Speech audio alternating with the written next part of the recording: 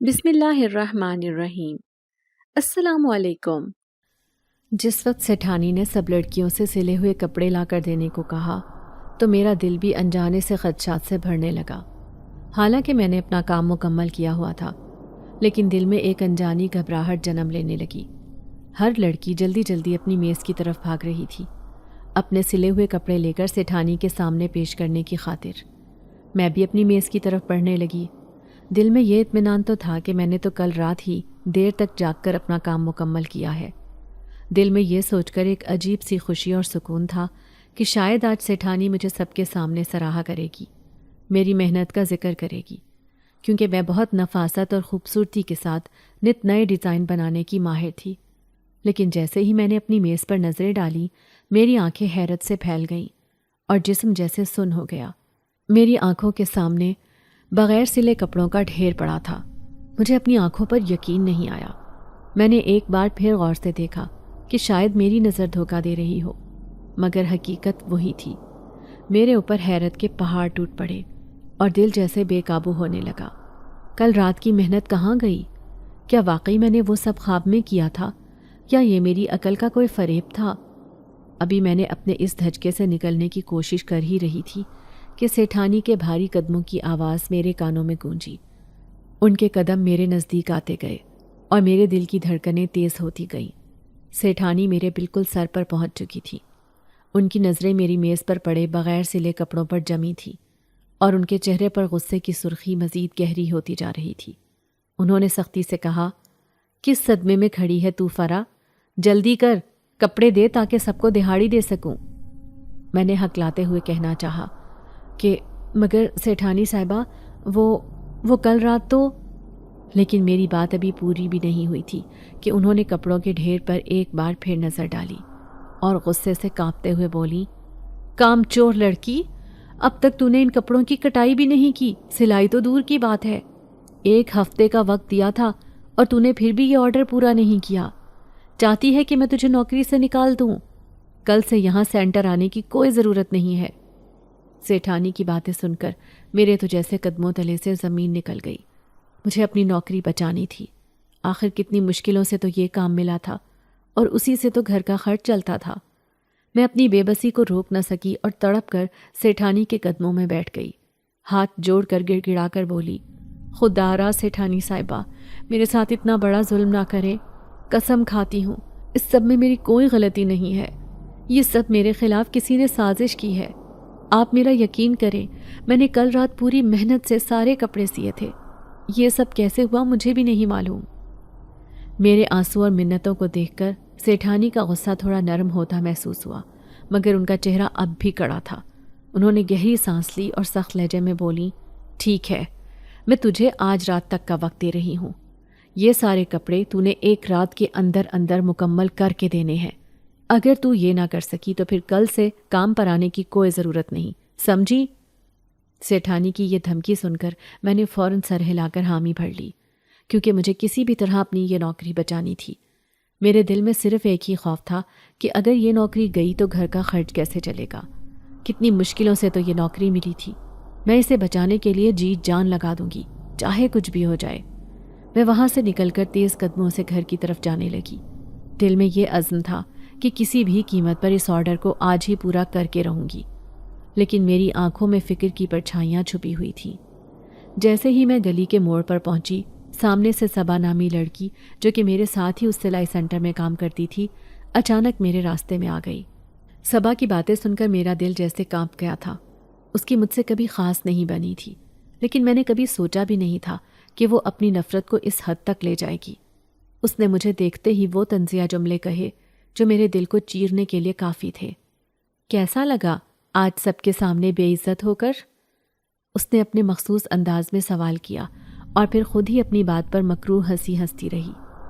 آج اچھے سے سیٹھانی نے تمہیں تمہاری اوقات بتا دی۔ بڑا غرور تھا نا تمہیں کہ یہاں پر سب سے اچھی سلائی تم کرتی ہو، مگر یاد رکھنا میرے ہوتے ہوئے تم کبھی کامیاب نہیں ہو سکو گی۔ صبا کے اس انکشاف پر میں ساکت رہ گئی۔ مجھے تو لگا تھا کہ جیسے میرے قدم زمین میں دھس گئے ہوں۔ اس کے چہرے پر چھائی مکروہ مسکراہٹ اور چمکتی ہوئی آنکھیں دیکھ کر مجھے سب کچھ سمجھ میں آ گیا تھا۔ میں یہ جان چکی تھی کہ میں نے جو کپڑے اتنی محنت سے سیے تھے وہ اسی نے مکاری اور سازش سے غائب کر دیے ہیں تاکہ مجھے سیٹانی کی نظروں میں ناکارہ اور کام چور ثابت کر سکے۔ میں ہمیشہ محسوس کرتی تھی کہ صبا میرے کام سے جلتی ہے، مگر کبھی نہیں سوچا تھا کہ وہ اپنے حسد میں اس قدر آگے بڑھ جائے گی کہ میری روزی کو بھی داؤ پر لگا دے گی۔ مجھے تو ہمیشہ یہی لگتا تھا کہ شاید وہ دل کی اتنی بری نہیں، بس تھوڑا حسد کرتی ہے، مگر آج اس کی حقیقت کھل کر سامنے آ چکی تھی۔ صبا کو یہ بھی اچھی طرح معلوم تھا کہ مجھے اس نوکری کی کتنی اشد ضرورت تھی۔ میرے والدین اور میں غربت کی ایسی دلدل میں پھنسے ہوئے تھے کہ روزانہ کی روٹی تک کا بندوبست مشکل سے ہوتا تھا۔ اس نوکری کے ذریعے ہی تو میں اپنے والدین کا پیٹ پال رہی تھی۔ صبا نے میری ضروریات اور مجبوریوں کو جانتے ہوئے بھی میرے کام کو خراب کرنے کی ٹھانی تھی اور اپنی مکاری سے میری محنت کو برباد کر دیا، لیکن میں نے فیصلہ کیا کہ میں اس کے سامنے جھکوں گی نہیں۔ میں نے دل ہی دل میں صبا کو اور اس کی تمام سازشوں کو اللہ کے سپرد کر دیا تھا، کیونکہ مجھے یقین تھا کہ میرا رب بہترین انصاف کرنے والا ہے۔ وہ میری سچائی جانتا ہے اور وہی مجھے اس کا صلہ دے گا۔ صبا نے میرے لیے جو جال بچھایا تھا، اللہ اسے خود ہی اس کے جال میں پھنسا دے گا۔ میں نے سر جھٹکا اور صبا کو نظر انداز کرتے ہوئے تیزی سے اپنے گھر کی طرف چل پڑی۔ شام کے سائے ہر طرف گہرے ہو رہے تھے اور آسمان پر پھیلا اندھیرا میری پریشانیوں کو اور بڑھا رہا تھا۔ جیسے ہی میں گھر پہنچی تو فوراً اپنی لالٹین جلائی اور کمرے میں جا کر کپڑوں کی سلائی میں جت گئی۔ میں جانتی تھی کہ وقت کم تھا اور کپڑوں کی تعداد زیادہ۔ یہ کام کرنا ناممکن سا لگ رہا تھا، لیکن مجھے اپنی نوکری اور اپنی محنت بچانی تھی، اور اس کے لیے میں نے تہیہ کر لیا کہ چاہے رات بھر کیوں نہ جاگنا پڑے، میں یہ کام ضرور پورا کروں گی۔ پہلے ہی پورا ہفتہ میں نے دن رات محنت کر کے اپنے حصے کا آرڈر پورا کیا تھا، مگر اب صبا کی گھناؤنی سازش کی وجہ سے یہ سب مجھے دوبارہ سے کرنا پڑ رہا تھا۔ تھکن اور مایوسی کے باوجود میں نے خود کو حوصلہ دیا کہ یہ سب اللہ کی مرضی ہے اور وہی مجھے اس مشکل سے نکالے گا۔ ایک طرف صبا کی سازشیں، دوسری طرف گھر کی غربت اور تنگ دستی۔ میرے دل میں خوف اور پریشانی کی ایک لہر سی اٹھی، مگر پھر والدین کا خیال آیا اور میں نے خود کو تسلی دی کہ یہ سب میری قسمت کا حصہ ہے اور مجھے ہر حال میں یہ لڑائی لڑنی ہے۔ میری والدہ بیمار رہتی اور والد کی کمر خمیدہ ہو چکی تھی۔ اب تو گھر کی ساری ذمہ داری میرے کندھوں پر ہی آ چکی تھی۔ میں ہی ان کا واحد سہارا تھی۔ یہی سوچ کر میں نے دل میں پکا ارادہ کیا کہ اس رات کچھ بھی ہو جائے مجھے اپنی نوکری بچانی ہے۔ میرے پاس کوئی اور راستہ نہیں تھا۔ کام کو مکمل کرنے کے لیے مجھے صبر و ہمت کا دامن تھامنا تھا، مگر ذہن بار بار صبا کی مکروہ ہنسی اور اس کے طنزیہ جملوں کی گونج سن رہا تھا۔ آدھی رات گزر چکی تھی اور آنکھیں نیند سے بوجھل ہونے لگی تھیں، مگر ابھی بھی میرے سامنے کپڑوں کا ایک ڈھیر باقی تھا۔ میں پچھلی 2 راتوں سے نہیں سوئی تھی۔ میری آنکھیں بار بار بند ہونے لگتی تھیں، لیکن میں نے اپنے آپ کو جھنجھوڑا اور اپنے مقصد کو یاد کیا۔ اس وقت مجھے یہ نوکری بچانے کے لیے اپنی نیند اور تھکن کو نظر انداز کرنا تھا۔ رب پر بھروسہ تھا کہ وہ میرے ساتھ ہے اور میری محنت کبھی رائگاں نہیں جائے گی۔ میں اپنی پوری کوشش کر رہی تھی کہ کسی طرح جاگتی رہوں، کیونکہ میں جانتی تھی کہ اگر ایک لمحے کے لیے بھی میری آنکھیں بند ہوئیں تو یہ سارے کپڑے سی کر مکمل نہیں کر سکوں گی۔ مگر یہ بھی حقیقت ہے کہ انسان کا جسم نیند کے بغیر زیادہ دیر تک نہیں چل سکتا۔ تھکن نے میرے جسم کو جیسے چور چور کر دیا تھا اور نیند ہر لمحے مجھے اپنی آغوش میں لے جانے کو بے تاب تھی۔ میں یہ سب سمجھ رہی تھی، مگر میرے پاس کوئی اور راستہ بھی تو نہیں تھا۔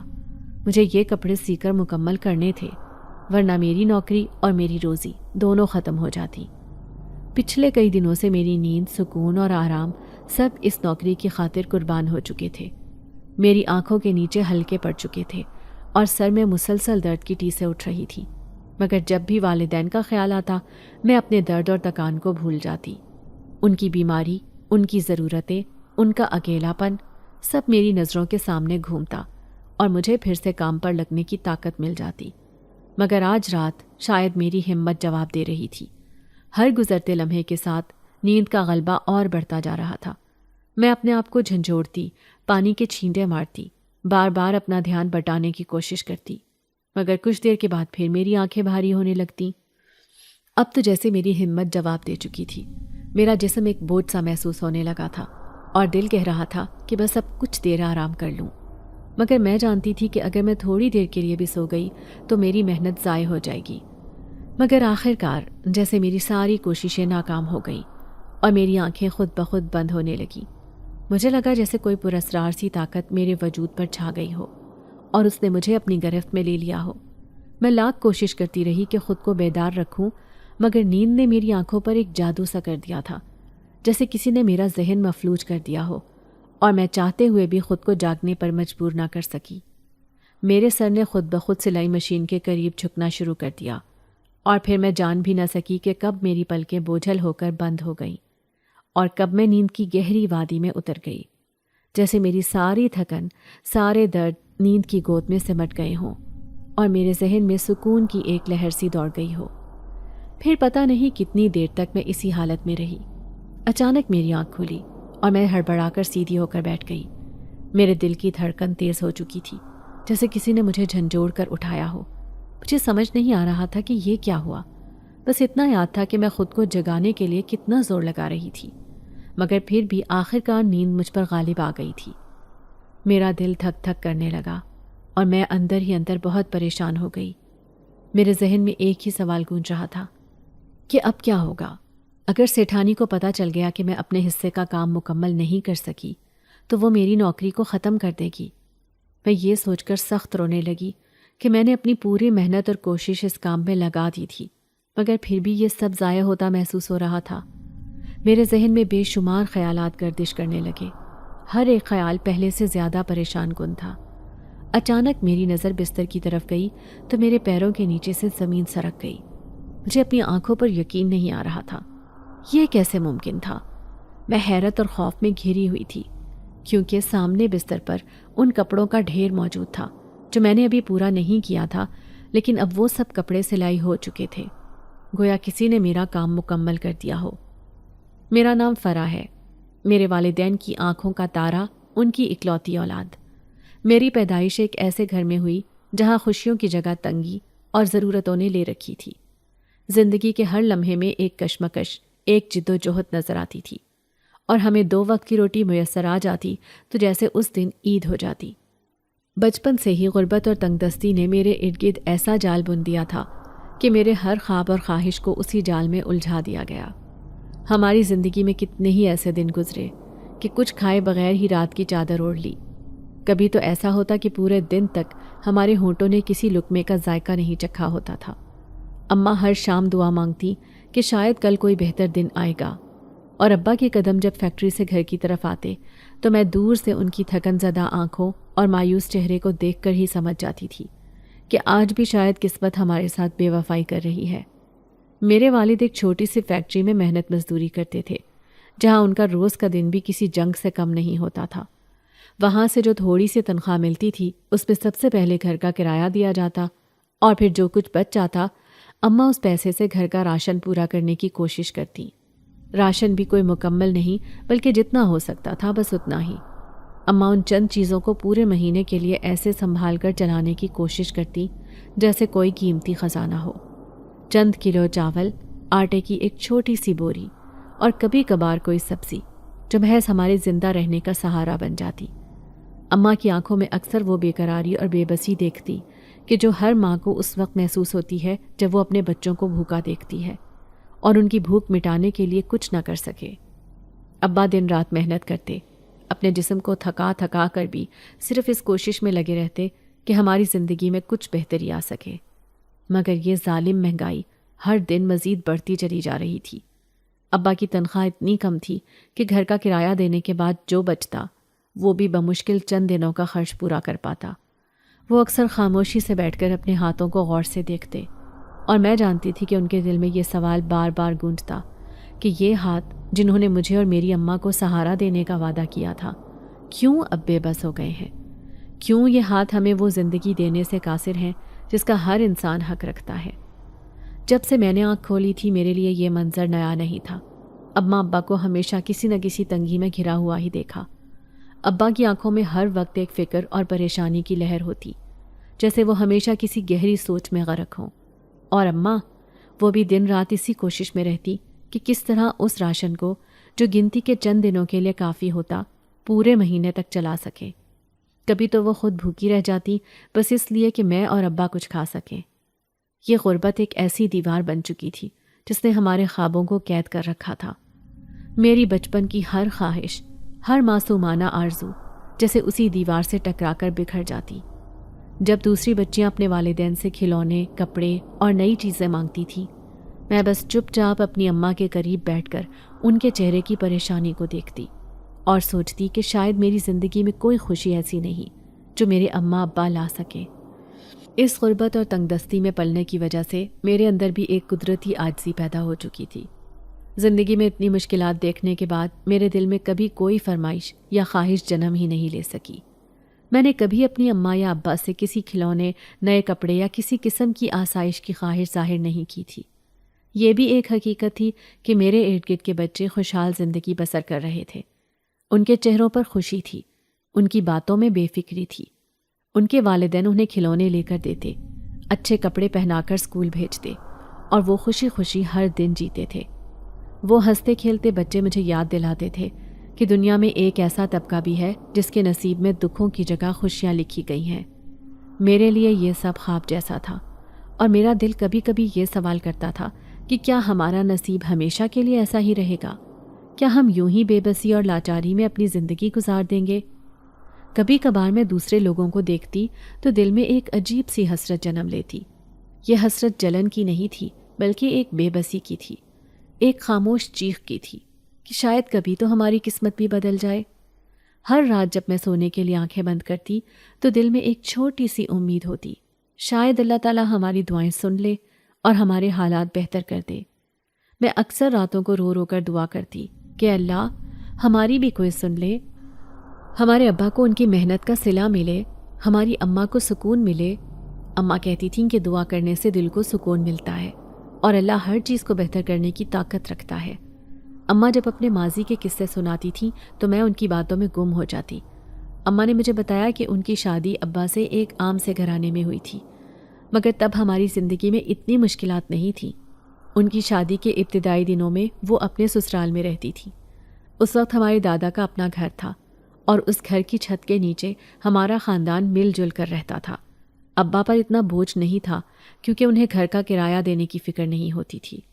لیکن وقت کا کیا ہے، یہ سب کچھ بدل ڈالتا ہے۔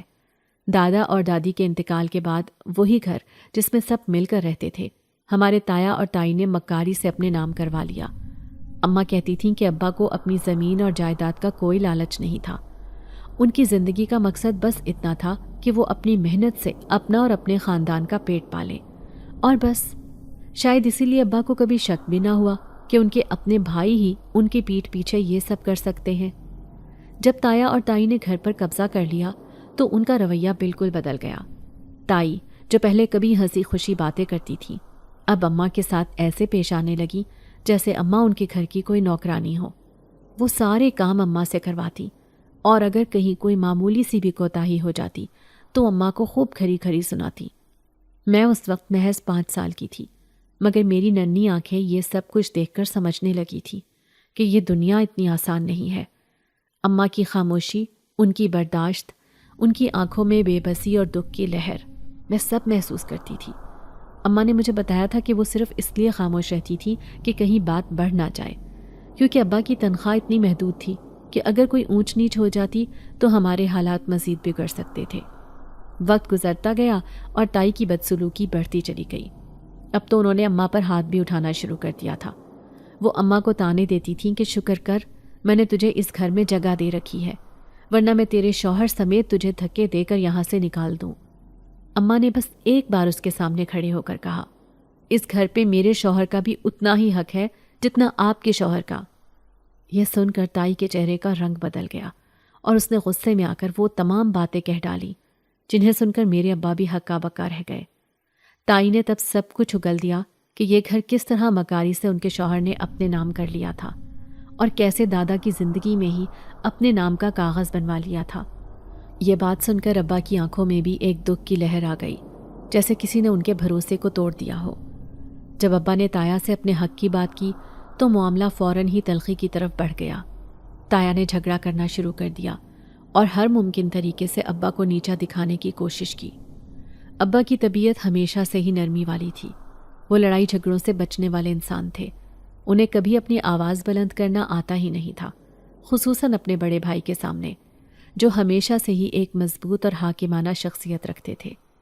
ان کے دل میں اپنے بھائی کے لیے اتنی عزت اور عقیدت تھی کہ وہ ہمیشہ اسے مقدم رکھتے تھے۔ اسی وجہ سے انہوں نے خاموشی اختیار کر لی اور اپنے حق کے لیے لڑنے کے بجائے سب کچھ اللہ کے حوالے کر دیا۔ ان کا یقین تھا کہ اللہ بہترین منصف ہے اور ایک دن تایا کو اپنی غلطی کا احساس ضرور ہوگا۔ وہ خود اپنی حماقت پر شرمندہ ہو کر حق واپس دے دیں گے۔ لیکن یہ بس ابا کی خام خیالی تھی جو محض ایک خواب بن کر رہ گئی تھی۔ وقت گزرتا گیا اور تایا کے دل میں ذرا بھی نرمی نہ آئی، بلکہ وہ دن بدن مزید سخت ہوتے گئے۔ ایک دن تو حد ہی ہو گئی جب تائی نے اماں پر الزام لگا دیا کہ اس کی ایک قیمتی انگوٹھی چوری ہو گئی ہے اور یہ چوری اماں نے کی ہے۔ تائی نے پورے گھر میں ہنگامہ برپا کر دیا۔ اماں کو سب کے سامنے بدنام کرنے کی کوئی کسر نہ چھوڑی۔ اماں نے بار بار اپنی بے گناہی کا یقین دلایا۔ وہ کہتی رہیں کہ انہوں نے چوری جیسا گناہ کرنے کے بارے میں کبھی سوچا تک نہیں اور ان کی پوری زندگی میں ایسا کوئی داغ نہیں لگا، مگر تائی نے ان کی ایک نہ سنی۔ تایا بھی اپنی بیوی کے ساتھ کھڑے تھے اور اماں کے خلاف ہو گئے تھے۔ یہ سب ایک سوچا سمجھا ہوا منصوبہ تھا، ایک گہری سازش جس کا مقصد ہمیں اس گھر سے بے دخل کرنا تھا۔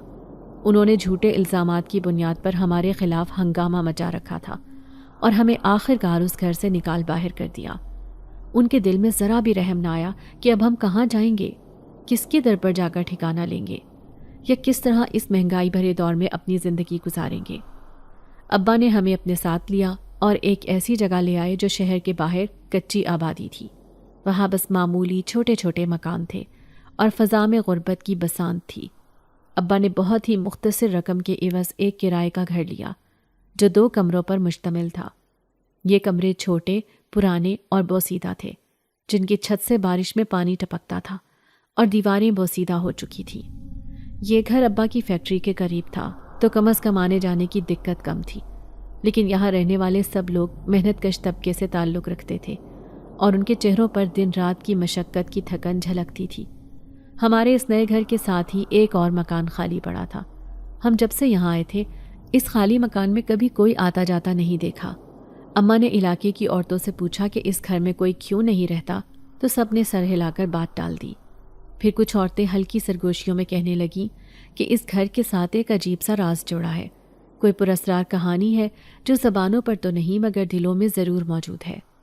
کوئی کہتا تھا کہ جو بھی اس گھر میں آیا وہ چند دنوں بعد اچانک وہاں سے غائب ہو گیا۔ لوگ مختلف کہانیاں سناتے تھے۔ کچھ کا کہنا تھا کہ وہ مکان آسیب زدہ ہے، وہاں پراسرار سائے رات کے اندھیرے میں نظر آتے ہیں جو وہاں رہنے والوں کو ڈرا دیتے ہیں۔ کچھ اور لوگوں نے سن رکھا تھا کہ وہ سائے رات کو گھر میں گھومتے ہیں، عجیب و غریب آوازیں نکالتے ہیں اور وہاں رہنے والوں کو خواب میں ڈرا کر بھگا دیتے ہیں۔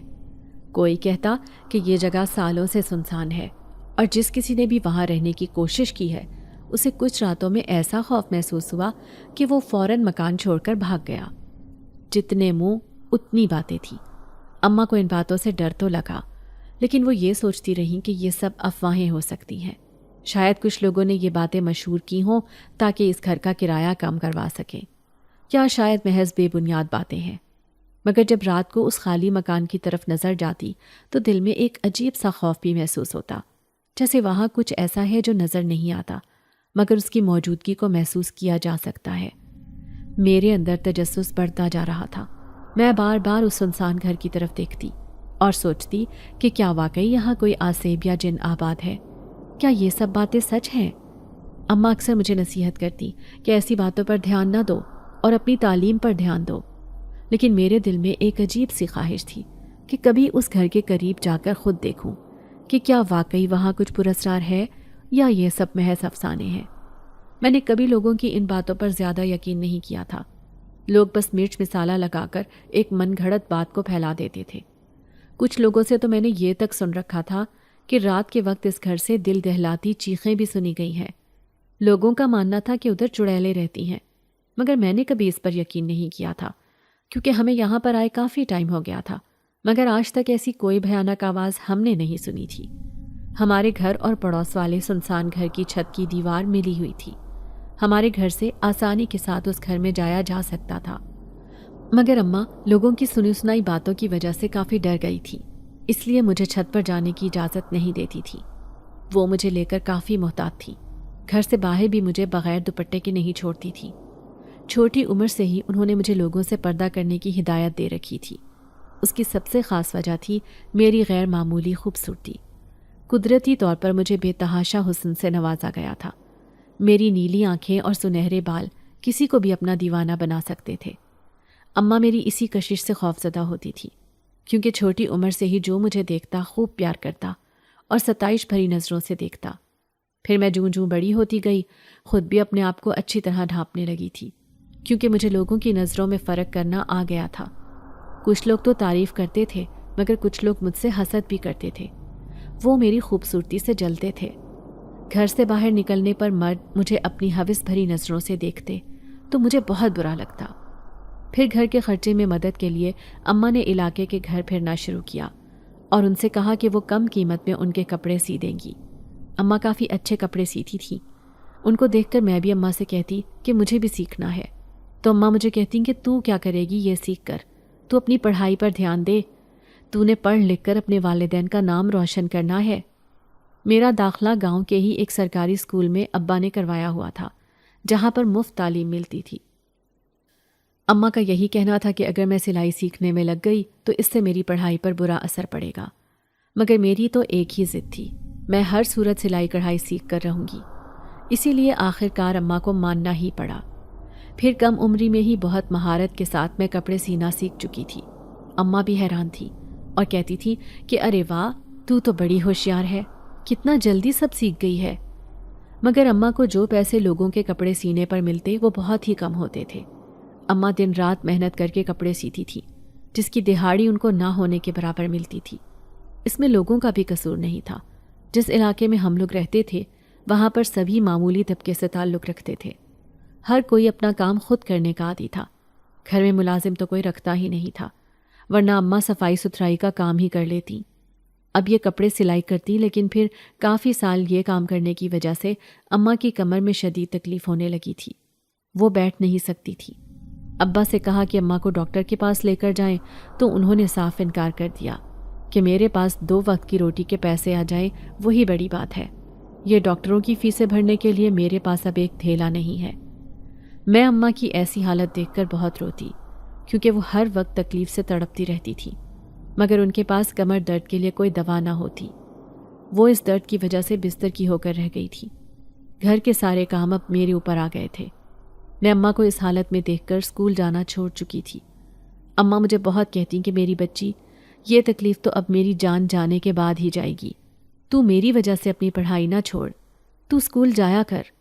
میرا کیا ہے، آج ہوں کل نہیں، میں نے اپنی زندگی گزار لی ہے، اب بس تجھے کامیاب ہوتا دیکھنا چاہتی ہوں، پھر سکون سے مر سکوں گی۔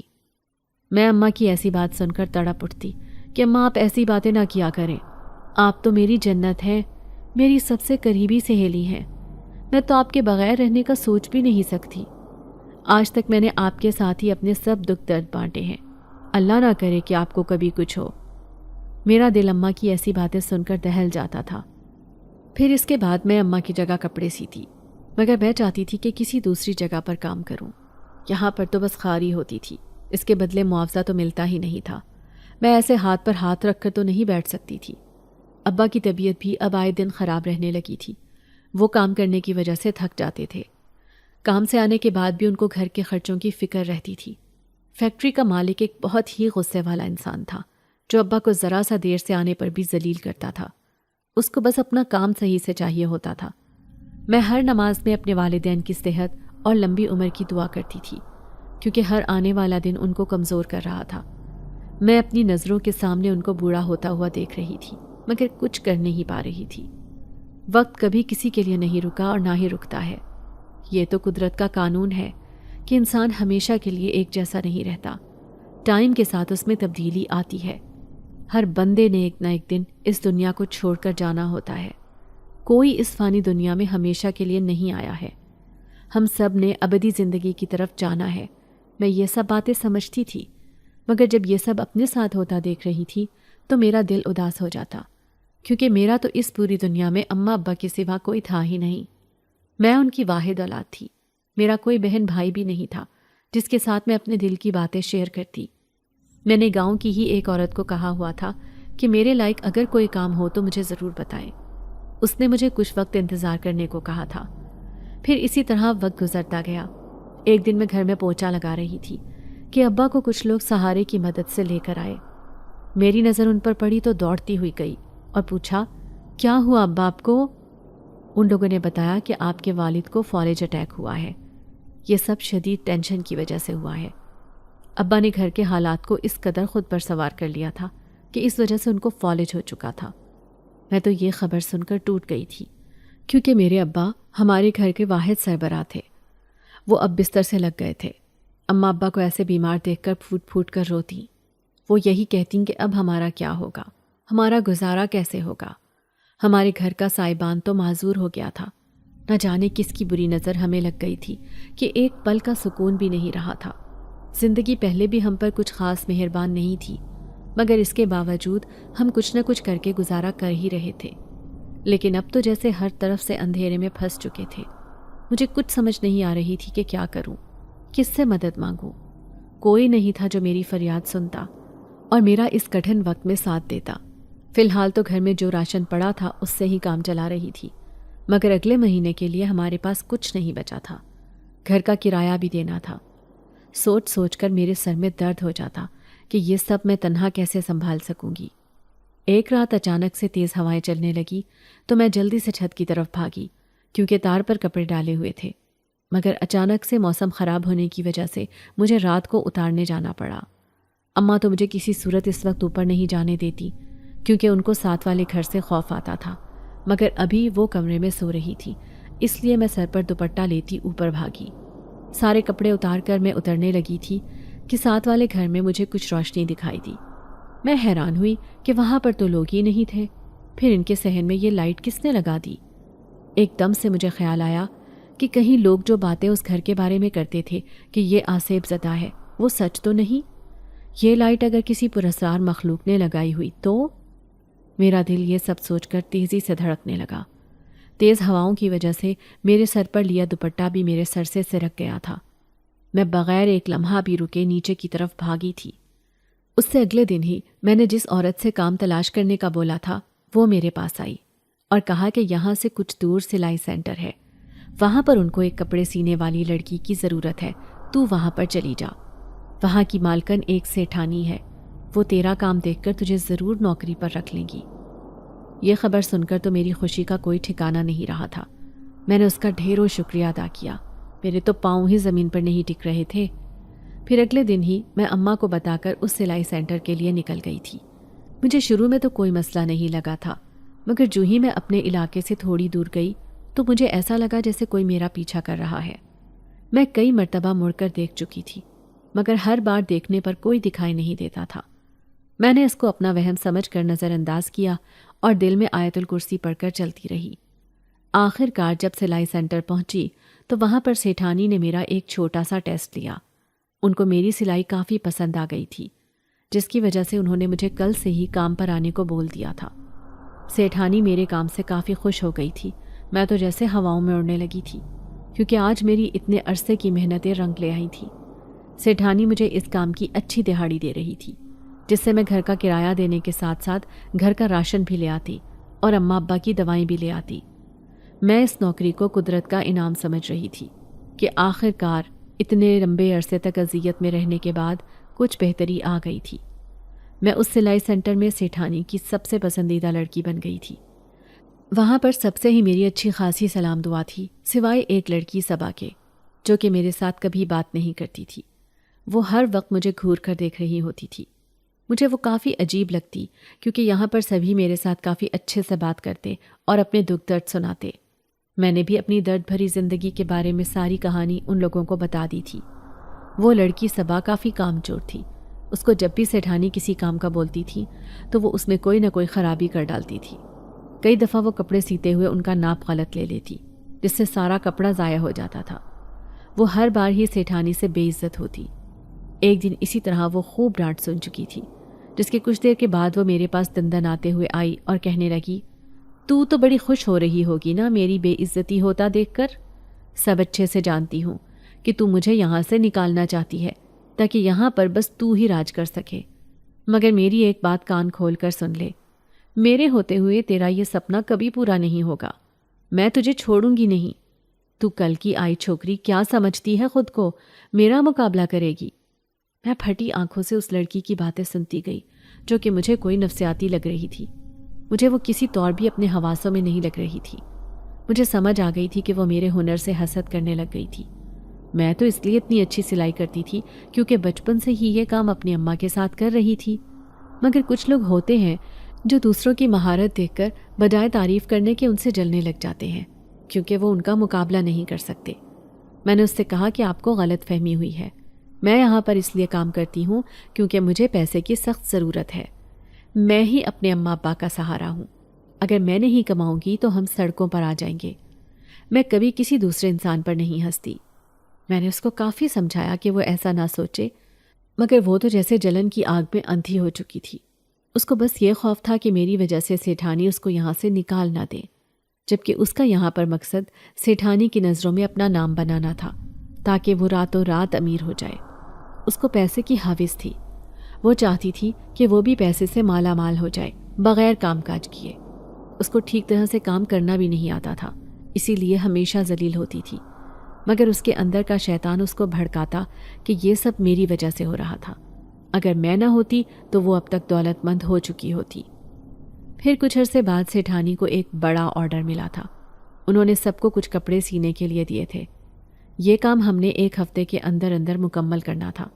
میں نے سوچ لیا تھا کہ خوب محنت کروں گی تاکہ کسی کو شکایت کا موقع نہ ملے، اسی لیے میں راتوں کو دیر تک جاگتی اور کپڑے سیتی تاکہ وقت سے پہلے آرڈر پورا ہو جائے۔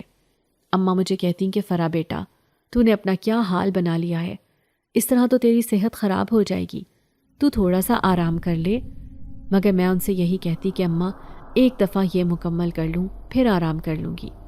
مگر جس دن سیٹھانی نے مجھ سے سلے ہوئے کپڑے مانگے تو نہ جانے وہ کہاں غائب ہو گئے تھے۔ ان کی جگہ بغیر سلے کپڑے دیکھ کر تو میرا حال ایسا تھا کہ کاٹو تو بدن میں لہو نہیں۔ یہ کیسے ممکن تھا بھلا؟ مجھے پورا یقین تھا کہ میرے خلاف کسی نے سازش کی تھی۔ پھر جلد ہی مجھے پتہ چل گیا کہ یہ سب صبا کا کارنامہ تھا۔ میں نے سیٹھانی کے پیر پکڑے کہ مجھے کام سے نہ نکالیں، میں قسم کھاتی ہوں کہ یہ سارا کام پھر سے کر دوں گی۔ انہوں نے آخر کار میرے اوپر ترس کھا کر مجھے ایک رات کی مہلت دے دی تھی۔ میں نے غلطی نہ ہونے پر بھی ان سے گڑ گڑا کر معافی مانگی اور پھر سے وہ سب کپڑے لیتی گھر آ گئی۔ ساری رات بیٹھ کر سینے لگی، مگر رات کا نہ جانے کون سا پہر تھا جب میرے اوپر اچانک سے نیند کا غلبہ طاری ہونے لگا۔ میں نے ہزار کوششیں کی تھیں کہ میری آنکھیں کھلی رہیں، مگر ایسا لگتا تھا جیسے میں کسی پراسرار طاقت کے وش میں تھی۔ ایسا محسوس ہو رہا تھا جیسے میرے اوپر کسی نے منتر پھونک دیا ہو۔ میں کچھ ہی دیر میں آنکھیں موند کر سو گئی۔ اگلی صبح آنکھ کھلی تو سارے کے سارے کپڑے حیرت انگیز طور پر سلے ہوئے دیکھ کر میرا چہرہ لٹھے کی مانند سفید پڑ گیا تھا۔ یہ سب کس نے سیے تھے؟ میری اماں تو مشکل سے اٹھ بیٹھ سکتی تھی، وہ تو کسی صورت یہ کر ہی نہیں سکتی تھی۔ پھر آخر کس نے میری مدد کی تھی؟ میں نے گھر کا دروازہ دیکھا تو وہ بھی بند تھا، جس کا مطلب تھا کہ کوئی نہیں آیا تھا۔ ابھی صبح کا وقت تھا، سورج کی روشنی پوری طرح سے پھیلی نہیں ہوئی تھی۔ نہ جانے کون تھا جس نے ایسے پراسرار طور پر میری مشکل حل کر ڈالی تھی۔ میں کمرے میں دوبارہ آنے لگی تو ایک سیاہ ہیولے کو اوپر چھت کی طرف جاتے دیکھ کر ٹھٹک گئی۔ یہ کون تھا آخر؟ کہیں کوئی چور تو نہیں آ گیا تھا؟ میں نے آہستہ سے اس کا پیچھا کیا، مگر چھت پر آ کر وہاں کسی کو موجود نہ پا کر میرا دل خوف کی وجہ سے سوکھے پتے کی مانند لرزنے لگا تھا۔ اب مجھے پکا یقین ہو گیا تھا کہ یہ کوئی انسان نہیں بلکہ کوئی اندیکھی مخلوق تھی۔ میں وہاں سے نیچے آ گئی تھی اور وہ کپڑے لیتی سلائی سینٹر روانہ ہو گئی۔ میں نے اماں کو اس سب کی بھنک بھی نہیں لگنے دی تھی، ورنہ وہ پریشانی کی وجہ سے اپنی طبیعت خراب کر لیتی۔ سیٹھانی وہ کپڑے لیتی خاموش ہو گئی تھی کیونکہ وہ بالکل ٹھیک تھے۔ میں نے صبا کو دیکھا تو اس کا چہرہ غصے سے لال ہو رہا تھا۔ وہ اپنی چال ناکام ہو جانے پر انگاروں پر لوٹ رہی تھی۔ اس کی شکل سے پتہ چل رہا تھا کہ اس کو ایک رات میں کپڑے سل جانے کا سب سے بڑا صدمہ لگا تھا۔ میں نے اپنے رب کا ڈھیروں شکر ادا کیا جو اس نے اس آزمائش میں بھی مجھے سرخرو کر دیا تھا۔ میں اپنی دہاڑی لے کر گھر واپس آ رہی تھی کہ مجھے اپنے پیچھے کچھ قدموں کی آہٹ محسوس ہوئی۔ میں یہی سمجھی کہ میرا وہم ہوگا کیونکہ یہ سب تو میرے ساتھ کافی عرصے سے ہو رہا تھا۔ مجھے ایسے لگتا جیسے کوئی میرا پیچھا کر رہا ہو، مگر مجھے وہ دکھائی نہیں دیتا تھا۔ اب بھی میں چل رہی تھی کہ ایک دم سے ایک آدمی کی آواز آئی جو کہہ رہا تھا، ارے حسینہ، اتنی جلدی میں کہاں جا رہی ہو؟ ذرا کچھ وقت ہمارے ساتھ بھی گزار لو۔ تو میں نے مڑ کر دیکھا، وہ دو لڑکے تھے جن کی شکل سے ہی غلاظت ٹپک رہی تھی۔ وہ مجھے اپنی ہوس بھری نظروں سے دیکھ رہے تھے۔ مجھے خوف آیا کہ اس سنسان سڑک پر میں کیسے ان سے پیچھا چھڑاؤں گی۔ یہاں تو کوئی میری مدد کے لیے بھی نہیں آئے گا۔ میرے چلانے کا کوئی فائدہ نہیں تھا۔ میں وہاں سے تیز تیز قدم اٹھاتے ہوئے جانے لگی، مگر وہ پھرتی سے میرے سامنے آ کر کھڑے ہو گئے اور خباثت سے کہنے لگے، ارے ہم سے بھاگ کر کہاں جاؤ گی؟ جب تک ہمارے ساتھ کچھ وقت نہیں گزارتی ہم تمہیں ادھر سے کہیں جانے نہیں دیں گے۔ میں نے سختی کے ساتھ ان سے بولا، دور رہو مجھ سے، میرے پیچھے آنے کی ضرورت نہیں ہے۔ میں ایک شریف عزت دار لڑکی ہوں، تم لوگوں جیسی آوارہ نہیں ہوں۔ میری بات سن کر وہ لوگ کہا لگا کر ہنس پڑے اور کہنے لگے، اگر اتنی ہی شریف ہے تو گھر پر بیٹھتی نا، یہاں اس ویرانے میں پھر نہ رہی ہوتی۔ ہم سب جانتے ہیں تیری جیسی لڑکیوں کو۔ ان کی بات سن کر میں نے چلاتے ہوئے کہا، بکواس بند کرو اپنی۔ نہ جانے لوگ گھر سے باہر کام کرنے والی لڑکیوں کو شک کی نگاہ سے کیوں دیکھتے ہیں؟ کیا ہم انسان نہیں ہیں؟ ہم نے بھی تو اپنا پیٹ پالنے کے لیے کمانا ہوتا ہے۔ اگر گھر میں مرد نہ ہو تو عورتوں کو ہی ہمت کر کے گھر سے نکلنا پڑتا ہے۔ مگر اس دنیا میں ایسے بہت سے گھٹیا لوگ موجود ہیں جو عورت کو بس پیر کی جوتی سمجھتے ہیں۔ ان کو لگتا ہے کہ عورت صرف گھر میں کام کاج کرنے کے لیے بنی ہے، اس کے ساتھ گھر میں جب جیسا چاہے سلوک کر لو، وہ چپ چاپ سہ لے۔ گھر میں بے شک بھوک سے مر جائے مگر حق حلال کی کمائی کے لیے گھر سے باہر قدم بھی نہ نکالے۔ وہ لوگ انتہائی ٹھیک تھے، بجائے اپنے قدم پیچھے لڑنے کے وہ میری طرف قدم بڑھانے لگے۔ میرے چہرے پر خوف سے پسینہ آنے لگا تھا۔ ڈر کی وجہ سے میں نے آنکھیں بند کر لی تھی۔ ابھی وہ میرے سے کچھ فاصلے پر تھے کہ اچانک فضا میں ان کی دل دہلاتی ہوئی چیخیں بلند ہوئیں۔ میں پھٹی آنکھوں سے سامنے کا دل دہلاتا منظر دیکھنے لگی، جہاں پر ایک اونچے لمبے قد والا نوجوان ان دونوں آوارہ لڑکوں کو بری طرح سے پیٹ چکا تھا۔ ان کی ہڈی پسلی توڑنے کے بعد وہ میری طرف مڑا اور کہنے لگا، گھبرائیں مت، ان کا کام تمام ہو چکا ہے۔ آپ کی طرف اٹھنے والی ہر گندی آنکھ کو میں نوچ ڈالوں گا۔ میں نے اس سے گھبراتے ہوئے پوچھا کہ آپ کون ہیں اور مجھے کیسے جانتے ہیں؟ اس آدمی نے کہا کہ میں ایک جن زاد ہوں جو کہ آپ کے پڑوس والے گھر میں سالوں سے رہ رہا ہوں۔ جب میں نے آپ کو چھت پر دیکھا تو وہیں پر آپ پر دل ہار بیٹھا اور میں آپ سے سچی محبت کرنے لگا۔ میں آپ کی سائے کی طرح حفاظت کرتا تھا۔ وہ کپڑے میں نے ہی اپنی طاقت سے مکمل سی لیے تھے تاکہ آپ کچھ دیر آرام کر لیں۔ میں اس کا انکشاف سن کر پہلے تو خوفزدہ ہوئی مگر پھر پرسکون ہو گئی، کیونکہ وہ مہربان جن ذات تھا۔ اس نے ہمیشہ میری مدد کی تھی۔ پھر جب اس نے مجھ سے شادی کی فرمائش کی تو میں نے کچھ دیر سوچ کر اس کو حامی بھر دی تھی۔ میں نے یہ راز کسی کو نہ بتایا کہ وہ ایک جن ذات ہے، کیونکہ میں اس کے ساتھ ایک خوشحال ازدواجی زندگی گزار رہی تھی۔ اگر آپ کو آج کی ہماری کہانی پسند آئی ہے تو اسے لائک کیجیے اور اپنے پیاروں کے ساتھ شیئر کیجیے، اور ہاں، اگر آپ نے ابھی تک ہمارا چینل سبسکرائب نہیں کیا تو ضرور کیجیے۔ ملتے ہیں کل ایک نئی اور دلچسپ کہانی کے ساتھ، تب تک کے لیے اللہ حافظ۔